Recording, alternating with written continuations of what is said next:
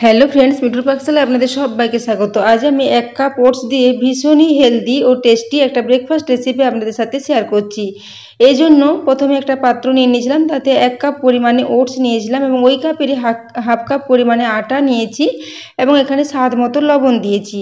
এরপর সমস্ত কিছু দিয়ে একটা চামচের সাহায্যে খুব ভালো করে এগুলোকে মিশিয়ে নিচ্ছি। দেখুন, সমস্ত কিছু একটা চামচের সাহায্যে খুব ভালো করে মিশিয়ে নেব। এটা খুব ভালো করে মেশানো হয়ে গেছে। এরপর এখানে আমি হাফ কাপ পরিমাণে টক দই দিয়ে দিচ্ছি। আমি এখানে বাড়িতে থাকা ফ্রেশ টক দই দিয়েছি, তো দইটা দিয়ে দিলাম। এরপর ওই কাপ মেপে 1 কাপ পরিমাণে এখানে জল দিয়ে দেব। দই ও জলটা দেওয়ার পর চামচে করে এটাকে খুব ভালো করে মিশিয়ে নেব। এখানে আপনারা চাইলে ওটসটাকে গুঁড়ো করেও এটাকে ভিজিয়ে নিতে পারেন, কিন্তু ওটস যেহেতু খুবই নরম, খুব তাড়াতাড়ি ভিজে যায়, সেজন্য আমি আর ওটসটাকে গুঁড়ো করিনি। এইভাবে এটাকে দই ও জল দিয়ে খুব ভালো করে নেড়ে চেড়ে মিশিয়ে নিলাম। এটা যখন খুব ভালো করে মেশানো হয়ে যাবে, এটাকে ঢাকা দিয়ে প্রায় 10 মিনিটের জন্য একটু রেখে দেব। 10 মিনিট পরে ঢাকাটা খুলে নেব। দেখুন, ওটসটা এখন জলটা অনেকটাই টেনে নিয়েছে, সেই জন্য এখানে আবারও আমি 3 চামচ পরিমাণে একটু জল দিয়ে দেব। জলটা দেওয়া হয়ে গেলে আবারও খুব ভালো করে এটাকে একটু মিশিয়ে নেব। এই ব্যাটারটা খুব বেশি পাতলা হবে না, একটা বেশ পুরো ঘনত্বের ব্যাটার আমাদের তৈরি করতে হবে। তো দেখুন, এরপর জল দেওয়ার পর এটাকে খুব ভালো করে মিশিয়ে নিয়েছি। এরপর আমি এখানে হাফ চা চামচ পরিমাণে একটু জোয়ান নিয়েছি। জোয়ানটাকে এভাবে 2 হাতে করে ঘষে এর উপরে একটু ছড়িয়ে দেব। জোয়ানটা দেওয়া হয়ে গেলে এখানে আমি 1/4 চা চামচ পরিমাণে একটু বেকিং সোডা নিয়েছিলাম, সেই বেকিং সোডাটা এখানে দিয়ে দিচ্ছি। এরপর এটাকে দিয়েও খুব ভালো করে নেড়ে চেড়ে এটাকে মিশিয়ে নেব। এখানে আমি আর কোনো মশলার ব্যবহার করব না, এগুলো দিয়ে এটাকে খুব ভালো করে একটু মিশিয়ে নেব।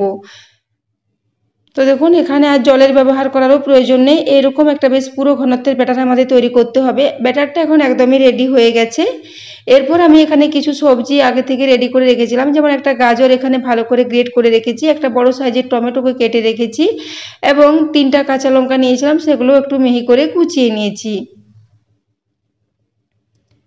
এরপর আমি একটা গ্যাসে ফ্রাই প্যান আগে থেকে বসিয়ে গরম হওয়ার জন্য রেখে দিয়েছিলাম, তাতে আমি হাফ চা চামচ পরিমাণে একটু সাদা তেল দিয়ে দিলাম। তেলটা দেওয়ার পর একটা হাতার সাহায্যে খুব ভালো করে ফ্রাই প্যানের চারিদিকে এইভাবে ছড়িয়ে নেব।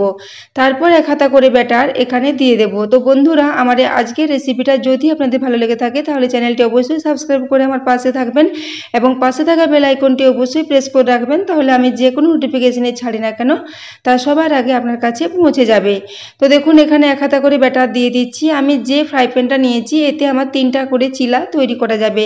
তো বন্ধুরা, আমি আজকে এখানে একটা ওটসের চিলার রেসিপি আপনাদের সাথে শেয়ার করছি। তো দেখুন, এখানে 1 হাতা করে ব্যাটার দিয়ে দিলাম, তারপর ছোট ছোট চিলার আকারে এগুলোকে তৈরি করে নিলাম। এরপর আমি যে সবজিগুলো কেটে রেখেছিলাম সেই সবজিগুলো উপর থেকে এইভাবে একটু করে ছড়িয়ে দেব।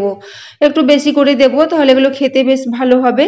তো দেখুন, এরপর প্রথমে গাজরটা একটু করে দিয়ে দিচ্ছি। তো বন্ধুরা, আমার এই আজকের রেসিপিটা যদি আপনাদের ভালো লেগে থাকে তাহলে অবশ্যই বন্ধুদের সাথে একটু শেয়ারও করে দেবেন এবং রেসিপি পছন্দ হলে একটা লাইক করতে ভুলবেন না। তো দেখুন, এই রেসিপিটা বন্ধুরা আপনারা সকালের ব্রেকফাস্টে বা বাচ্চাদের স্কুলের টিফিনে বা সন্ধেবেলা যদি কোনো হালকা ফুলকা খাবার খেতে ইচ্ছা হয়, এই রেসিপিটা বানিয়ে নিতে পারেন। এটা ভীষণই হেলদি ও টেস্টি একটা রেসিপি। তো দেখুন, এখানে আমি গাজরটা একটু বেশ ভালো করে উপরে উপরে দিয়ে দিলাম। গাজরটা যখন খুব ভালো করে দেওয়া হয়ে যাবে, এখানে যে টমেটোটা কেটে রেখেছিলাম সেই টমেটো কুচিগুলো একটু করে এখানে দিয়ে দেব। তো বন্ধুরা, এই রেসিপিটা আপনাদের কেমন লেগেছে তা কমেন্ট করে অবশ্যই জানাবেন এবং এটা আপনারা অবশ্যই বাড়িতে ট্রাই করবেন। এটা সকালের দিকে ব্রেকফাস্টে ভীষণই একটা হেলদি রেসিপি। তো দেখুন, এরপর আমি একটু হাতায় করে টমেটো আর গাজরটাকে একটু চিপে চিপে বসিয়ে দিচ্ছি, যাতে এটা খুব ভালো মতো চিলার সাথে লেগে যায়। তো দেখুন, এরপর এখানে এটাকে দিয়ে দিলাম। এরপর আমি সামান্য করে একটু লবণ উপর থেকে ছড়িয়ে দেব। সবজিগুলো দেওয়ার কারণে একটু যদি লবণের প্রয়োজন হয় সেজন্য একটু লবণ উপর থেকে ছড়িয়ে দিচ্ছি। লবণটা দেওয়া হয়ে গেলে এখানে যে কাঁচা লঙ্কাটা কেটে রেখেছিলাম সেই কাঁচা লঙ্কা কুচিটা এখানে দিয়ে দেব। এখানে আমি খুব বেশি লঙ্কার ব্যবহার করিনি, আপনারা যদি বেশি ঝাল পছন্দ করেন সেক্ষেত্রে একটু বেশি পরিমাণে লঙ্কা এখানে দিয়ে দিতে পারেন। 2-4টা করে কাঁচা লঙ্কা কুচি আমি এইভাবে উপরে উপরে একটু করে দিয়ে দিলাম। কাঁচা লঙ্কা কুচিটা দেওয়া হয়ে গেলে এটাকে আবারও একটু হাতায় করে এইভাবে একটু চিপে চিপে বসিয়ে দেব।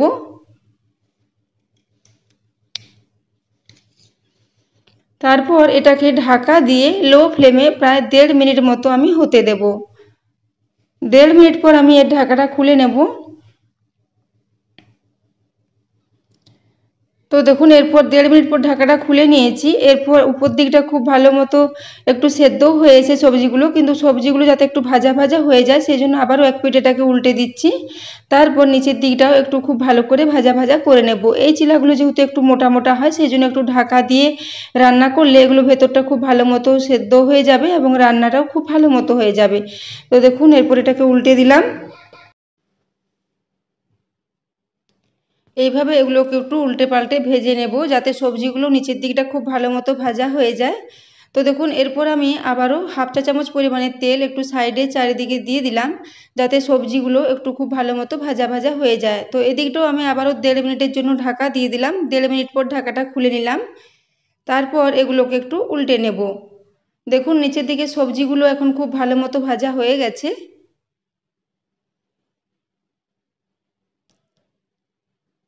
তো দেখুন নিচের দিকটা খুব ভালো মতো ভাজা হয়ে গেছে। এরপর এগুলোকে আবারও উল্টে দিলাম। তারপর এগুলোকে আমি একটা পাত্রে তুলে নেব। দুদিকটাই এরকম হালকা হালকা করে একটু ভেজে নিতে হবে এবং ভাজতে ভাজতে এটা খুব ভালো মতো সেদ্ধও হয়ে যাবে। তো দেখুন এইভাবে আমি তিনটে তিনটে করে সমস্ত চিলাগুলো তৈরি করে নেব। এখানে প্রথম ব্যাচে 3টা চিলা আমার তৈরি হয়ে গেছে। এরপর এগুলোকে আমি প্লেটে তুলে নিচ্ছি। তো বন্ধুরা এই রেসিপিটা আপনারা অবশ্যই বাড়িতে ট্রাই করবেন এবং কমেন্ট করে জানাবেন যে আপনাদের কেমন লেগেছে। তো দেখুন এরপর এগুলোকে আমি তুলে নিলাম। এরপর একই পদ্ধতিতে আমি আবারও যে ব্যাটারটা আছে সেগুলো থেকে একইভাবে চিলাগুলো সব তৈরি করে নেব। আমি যে ব্যাটারটা তৈরি করেছিলাম এখান থেকে আমার মোট 9টা মতো চিলা তৈরি হয়েছিল। তো দেখুন দ্বিতীয় ব্যাচে আবারও 3টা দিয়ে দিয়েছি। তারপর আবারও কিছুটা করে সবজি উপরে দিয়ে দিলাম। গাজর দিয়েছি, টমেটো, কাঁচা লঙ্কা সমস্ত কিছু দিয়ে এগুলোকেও আমি ঢাকা দিয়ে একই পদ্ধতিতে 1.5 মিনিট করে রেখে এটাকে একটু ভেজে নেব।